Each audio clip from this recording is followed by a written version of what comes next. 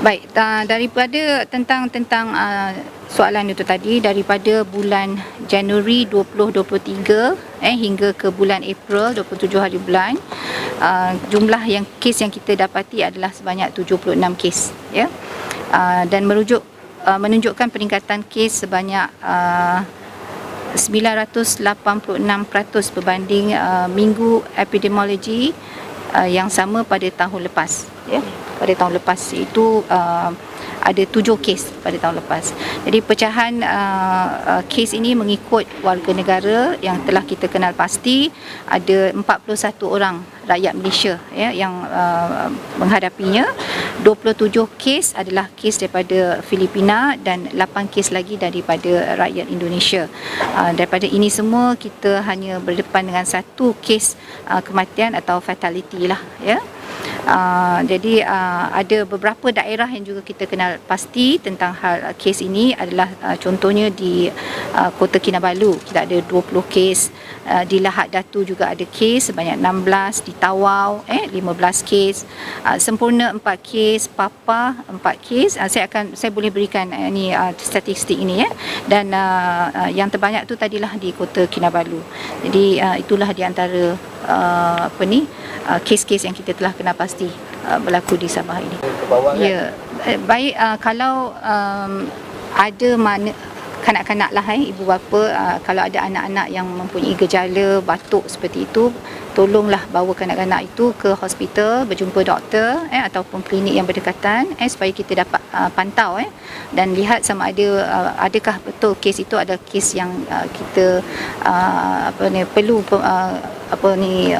rawatannya lebih lanjut ataupun mungkin hanya sebagai penyakit batuk biasa saja. Jadi kalau perlu rawatan yang seterusnya, kita perlu rawat di hospital, maka kanak-kanak perlu dirawat di hospital. Jadi itu boleh dilaksanakan apabila doktor melaksanakan pemantauan terhadap sakit ataupun kanak-kanak tersebut. Baik, daripada tentang soalan itu tadi, daripada bulan Januari 2023 hingga ke bulan April 27 hari bulan, jumlah yang kes yang kita dapati adalah sebanyak 76 kes, ya.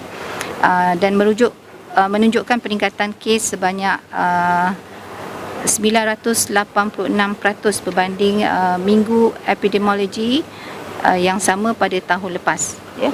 Pada tahun lepas itu ada 7 kes pada tahun lepas. Jadi pecahan kes ini mengikut warga negara yang telah kita kenal pasti. Ada 41 orang rakyat Malaysia, ya, yang menghadapinya. 27 kes adalah kes daripada Filipina dan 8 kes lagi daripada rakyat Indonesia. Daripada ini semua kita hanya berdepan dengan satu kes kematian atau fatality lah, ya. Jadi ada beberapa daerah yang juga kita kenal pasti tentang hal kes ini adalah contohnya di Kota Kinabalu kita ada 20 kes, di Lahad Datu juga ada kes sebanyak 16, di Tawau 15 kes, Sempurna 4 kes, Papa 4 kes. Saya boleh berikan ni statistik ini, ya. Dan yang terbanyak tu tadilah di Kota Kinabalu. Jadi itulah di antara kes-kes yang kita telah kenal pasti berlaku di Sabah ini.